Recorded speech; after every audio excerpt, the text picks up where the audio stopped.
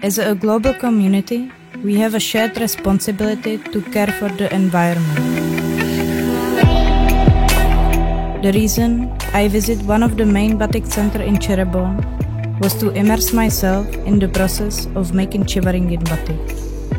Its value lies not only in the beauty of the motifs and patterns brought out by precise work, but also in the origin of the sources for dyeing fabrics which are naturally based.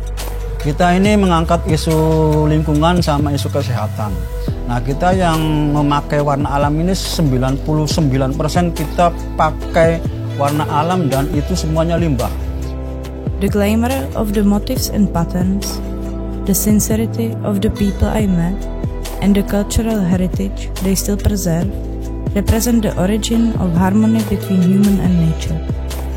I think it's important if the tradition respect not just culture but respect also nature. Batik ini adalah batik yang warna alam, kemudian batik ini ramah lingkungan, maka segmentasi pasar yaitu orang-orang yang memiliki komitmen terhadap isu lingkungan. I admire how the craftsmen perceive and respect their environment. They make a huge effort to achieve high-quality fabrics. Their work need to be appreciated and its value highlighted to compete mass-produced batiks. My name is Sara. Follow my journey to discover the meaning of the wisdom of Gurat Ciwaringin batik in Cirebon Regency. I saw and experienced the entire process of batik production, from the raw material to the final product in the form of fabric. I hope that this kindness to protect the ecological, social, and cultural environment can inspire us to sustainability.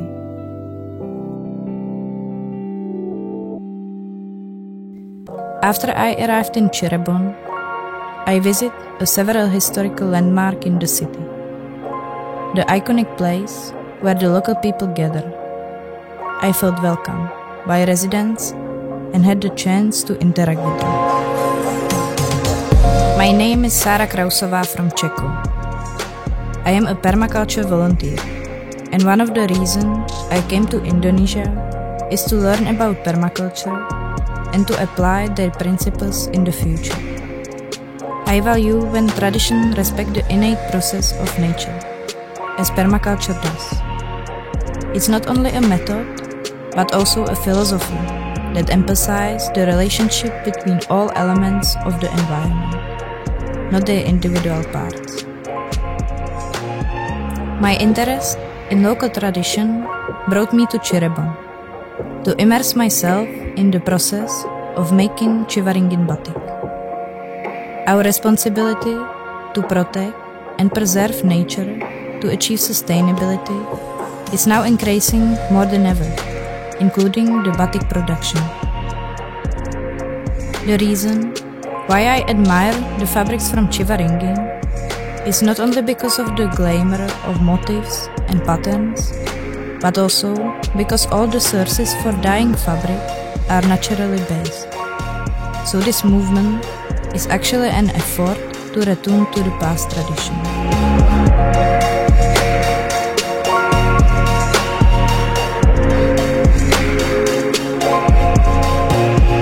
I wanted to find out more about Ciwaringin batik at the Museum Pangeran Cakrabuana, an institution that collects cultural and artistic objects in Cirebon, inaugurated in 2014 by the Cirebon Regency government.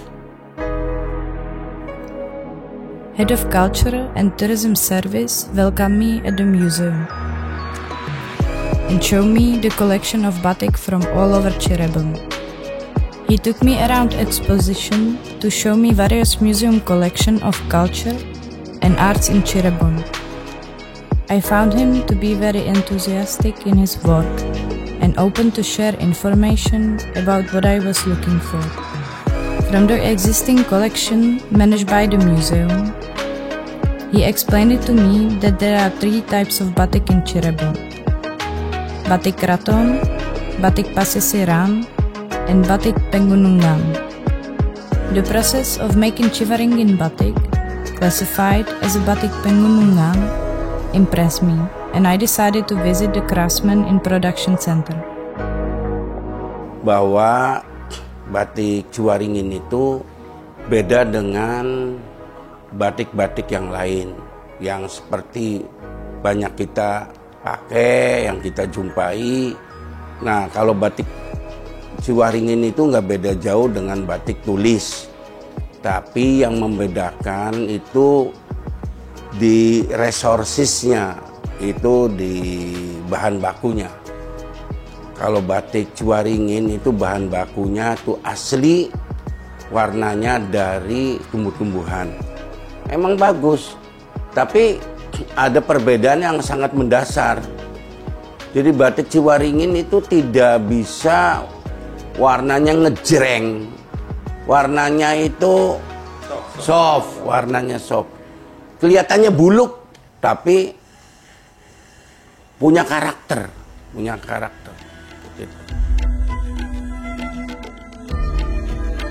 As a farewell, I got a book about Ciwaringin batik, written by a researcher named Kasta. I sat on the stairs and started dive into history and patterns of Ciwaringin batik.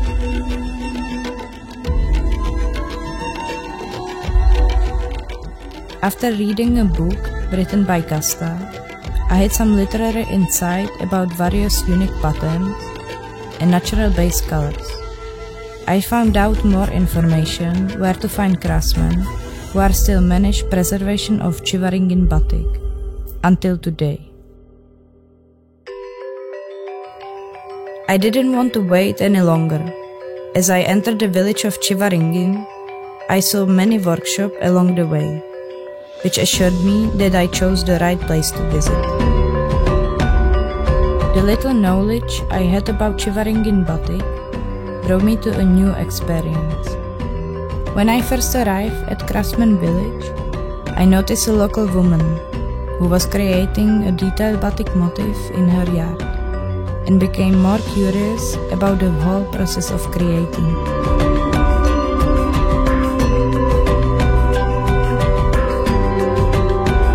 A glimmer of the evening light greeted me when I arrived in Batiku. I was warmly welcomed by a craftsman Fatoni, who showed me the entire process of Ciwaringin batik making. How to draw the patterns, waxing, coloring, dyeing, fixation, and drying fabric. Fatoni is the third descendant of creator of Ciwaringin batik. He considered batik to be not just a cultural element, furthermore, cultivation of batik is part of the maintaining national identity. Saya memang keturunan generasi ketiga dari nenek moyang saya itu pembatik. Cuman secara formal, secara fokus saya mulai membatik dari tahun 2014. Di situ saya mulai belajar, mulai fokus untuk membuat batik. Karena batik ternyata bukan hanya unsur budaya, tapi di situ ada nilai-nilai jati diri bangsa. Maka saya tertarik sekali untuk mempertahankan budaya bangsa tersebut. Even though in this journey since the 18th century there have been ups and downs, the consistency of batik craftsmen has never vanished. It has been proven that currently in Ciwaringin village there are 150 batik makers.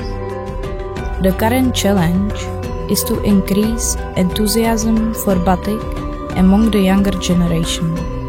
However, the craftsmen continue to teach the batik techniques to their hair so they can keep their legacy. Yeah, I think it's important, or it's the best way how to continue with this tradition, to pass it from generation to generation, and when I see how they teach the children to make a batik, to continue with the process, and it's important also to have a support from government and from the local people, or from people to be interested in Ciwaringin batik and don't just see the price, but also consider the process and the way how it's made and the resources of the fabric. So yeah. Nah, kita kadang-kadang supaya anak-anak tertarik, pertama kita diajari secara gratis lah, menarik anak-anak sok belajar semaunya kapan, terus bagaimana dan sebagainya, kita untuk regenerasi ke depan. Karena kita di batik ini kesulitan sekali untuk regenerasi. Karena rata-rata bukan hanya di sinilah, di sebagian yang lain juga sama. Ketika anak itu keluar SMA, SMK itu dia sulit untuk membatik, itu nggak mau. Mereka larinya ke pabrik-pabrik, dan tapi nanti ketika dia sudah punya keluarga, nanti dia akan batik. Karena posisinya di rumah. Kalau batik itu kan fleksibel, mau siang, malam, kapanpun bisa membatik begitu. Nah, kita kerjasama dengan CSR, dengan SD, dengan sekolah-sekolahan, kita untuk melatih anak-anak mereka mengenal budaya. Kemudian yang kedua ya regenerasi itu, Bu. Ya, enak batik tuh, Nok. Gak kehujanan, gak kepanasan. Soalnya di dalam rumah. Makanya pekerjaan enak nyantai. Katanya, cintailah pekerjaanmu. Nanti suatu nanti pekerjaanmu akan mencintaimu. Katanya kayak gitu. I was very impressed by the precise and detailed work of the women in the workshop, who waxed the intricate patterns on the fabric with incredible skill and grace. I sat next to them to learn and observe the beautiful scenery.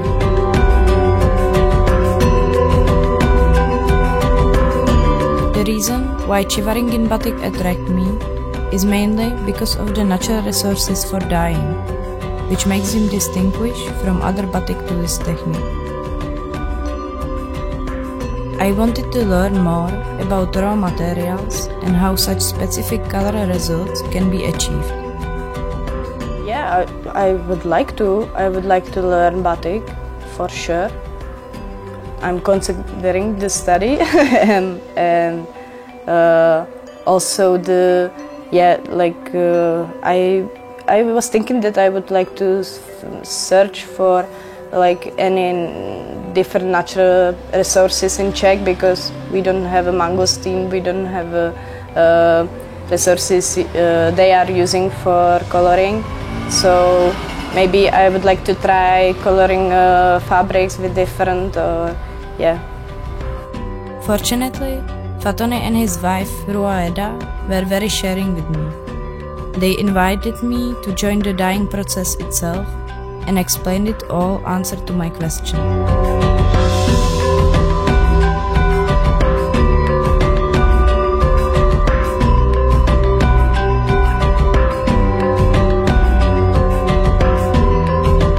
Ibu, kayu ini mau buat warna apa? Ini lagi pembuatan pewarna alam, Nok. Alam, Nok? Iya, dari kulit kayu mangga. Nanti warnanya kuning. Iya. Buat pewarna batik. Nonok suka batik, Nok? Nonok batik, Nok? Nonok suka batik.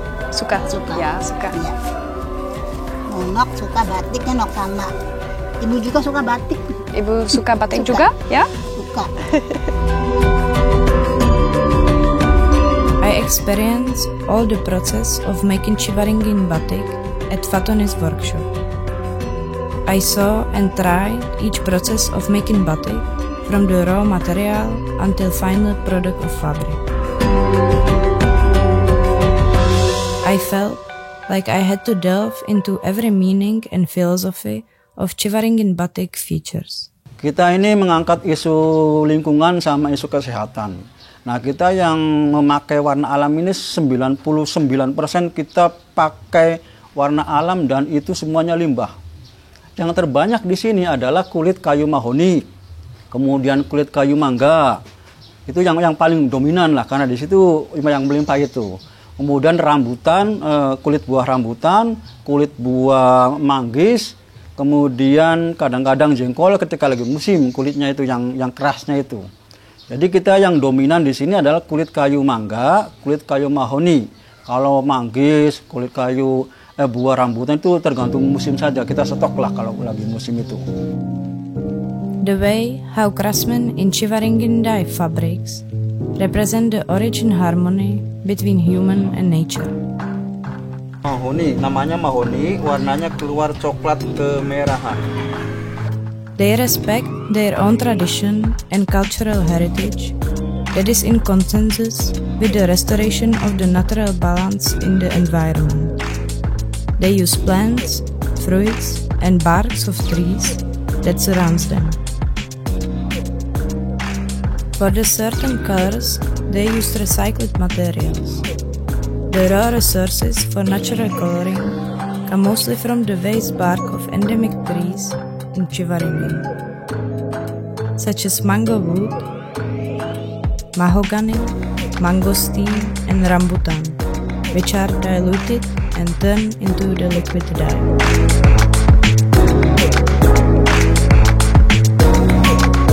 By maintaining this method, the artisan in Ciwaringin continue to inherit the tradition and preserve the local wisdom that has existed for a long time.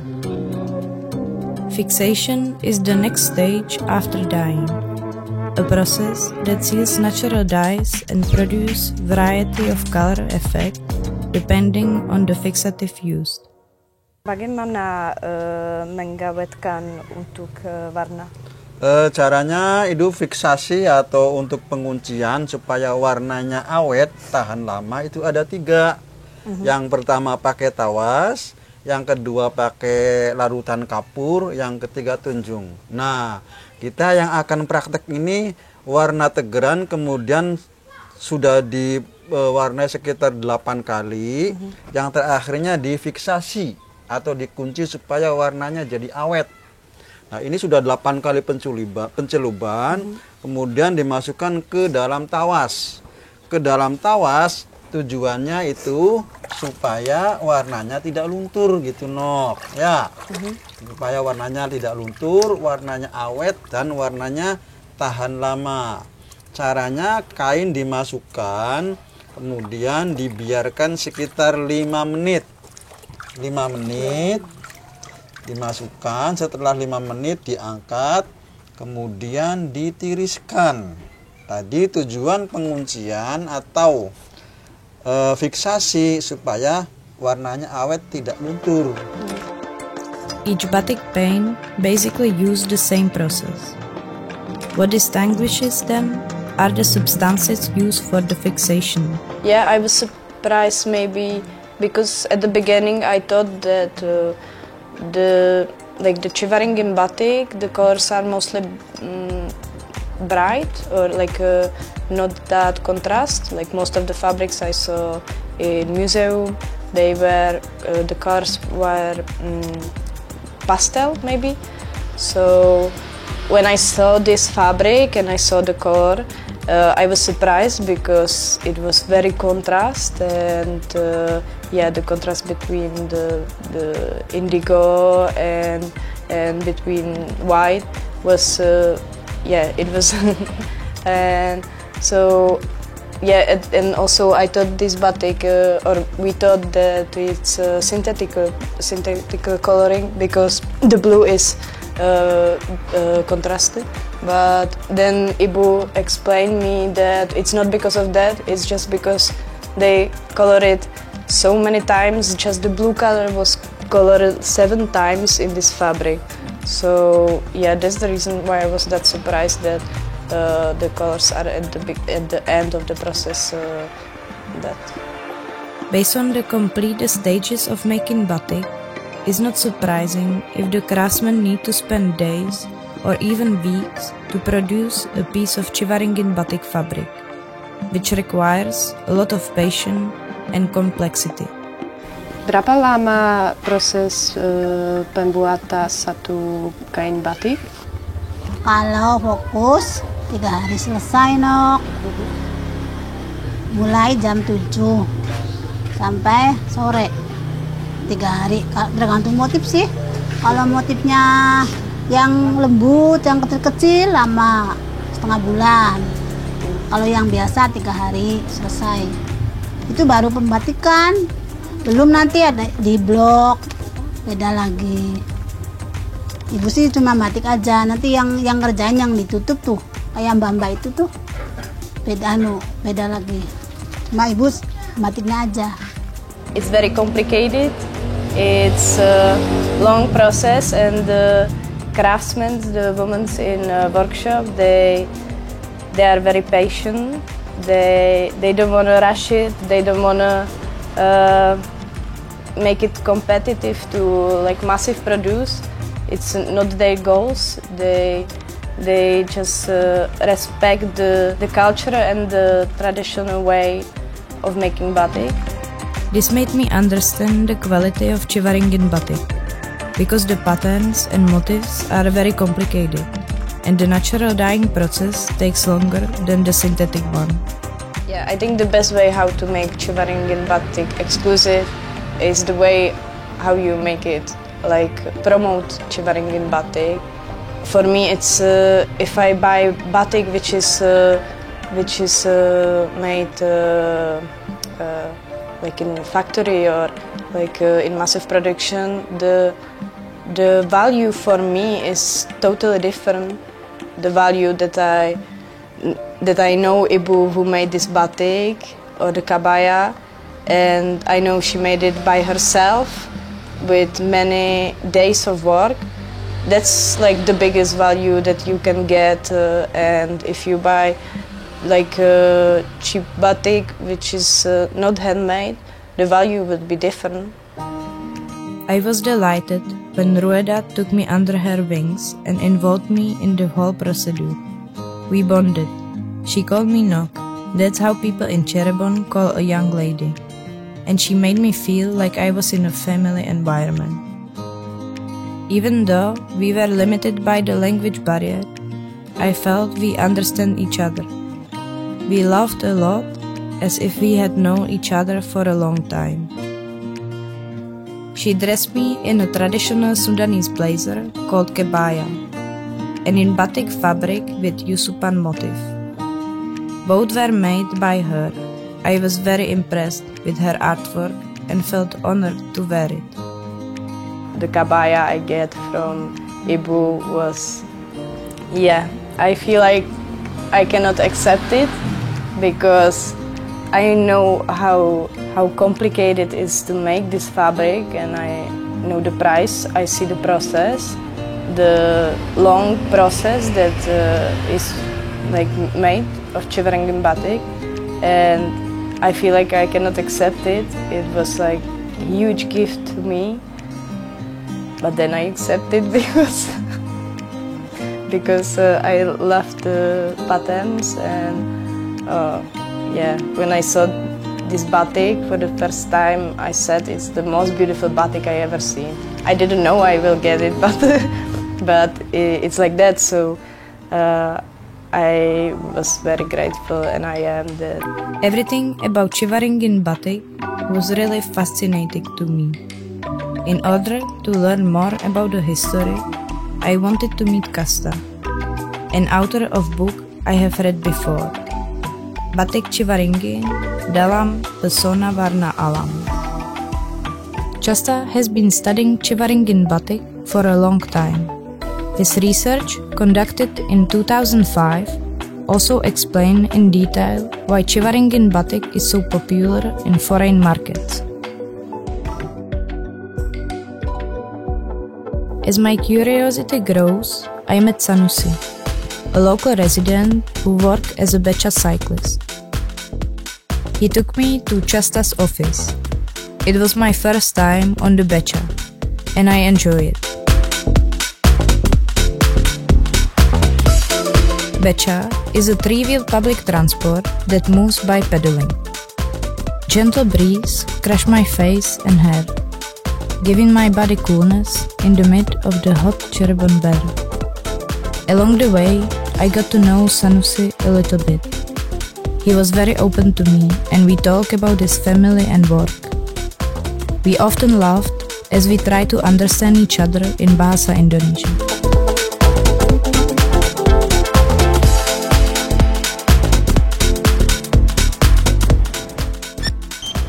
Oke, selamat datang di Cirebon. Oke, siapa nama? Sara, nama saya Sara. Finally, I met Chasta. He welcomed me and I felt grateful to meet him in person and to find out more information about Ciwaringin Batik outside of the book he wrote. So, what is the origin of Ciwaringin Batik?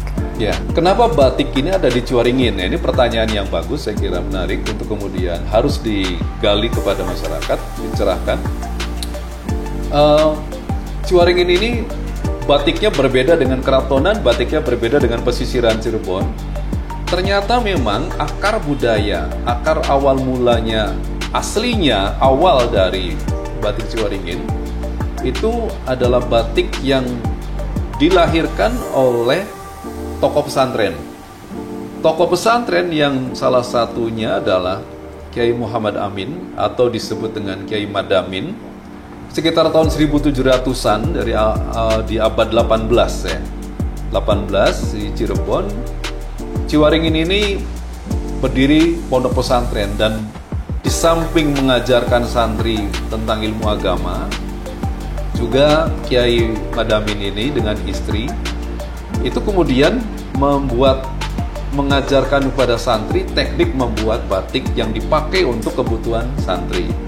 Jadi intinya ini sebuah penanda dari pertumbuhan perbatikan di Cirebon. Tidak lagi batik itu bersumber dari nilai-nilai keraton, tidak lagi hanya bersumber dari nilai-nilai pesisiran, masyarakat yang egaliter bebas, tetapi juga tumbuh dari kalangan santri.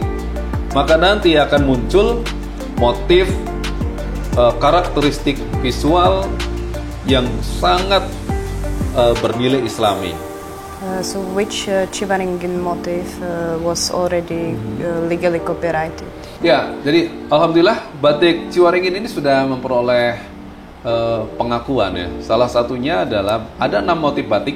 Beberapa motif batik itu yang pertama yang menjadi ciri khas sekali adalah motif batik pecutan.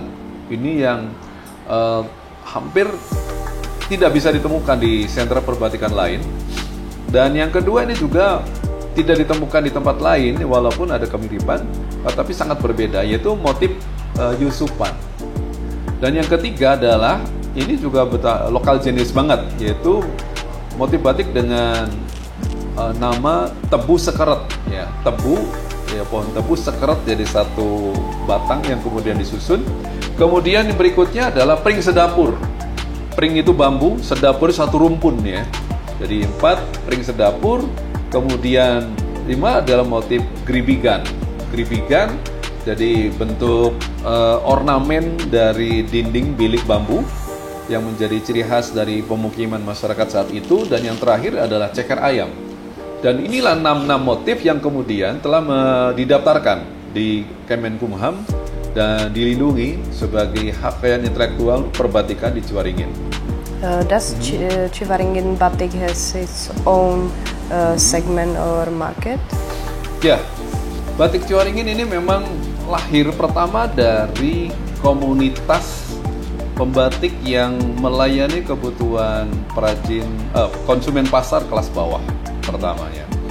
Lama-lama kemudian batik Ciwaringin dengan isu tadi, dengan isu bahwa ini batik ini adalah batik yang warna alam, kemudian batik ini ramah lingkungan, maka segmentasi pasar batik Ciwaringin ini dengan mempromosikan isu lingkungan ini adalah mulai membuka pasar. Pasarnya bukan lagi pasar orang-orang yang sekedar cinta akan kebutuhan estetika mata ya, tapi betul-betul kesadaran lingkungan, kesadaran pemberdayaan ekonomi masyarakat, yang kemudian kebanggaan daerah. Jadi isu-isunya adalah isu-isu yang saya kira batik Ciwaringin ini mendapat tempat yang segmen pasarnya itu berdasarkan isu-isu yang memiliki paradigma yang kuat gitu. Nah, warna-warna yang dari alam ini akan menjadi nilai lebih. Kenapa? Karena justru batik Ciwaringin merawat alam. Barang-barang yang dinilai limbah seperti kulit rambutan, kulit pohon mahoni, kulit buah manggis yang mungkin saja menjadi limbah, bagi perajin batik akan menjadi bernilai buat pewarnaan. Oleh karena itu, pemerintah daerah ketika mengembangkan perbatikan batik Ciwaringin hendaknya melibatkan dinas-dinas terkait yang memiliki komitmen atau tupoksi terhadap pengembangan perlindungan alam sekitar. Kenapa? Karena isu lingkungan ini harus melekat pada Batik Ciwaringin. Sepanjang isu lingkungan ini tidak dimaknai dengan benar, maka dia akan kehilangan ruh. Orang akan melihat batik ini secara visual mungkin kategorinya terlampau sederhana.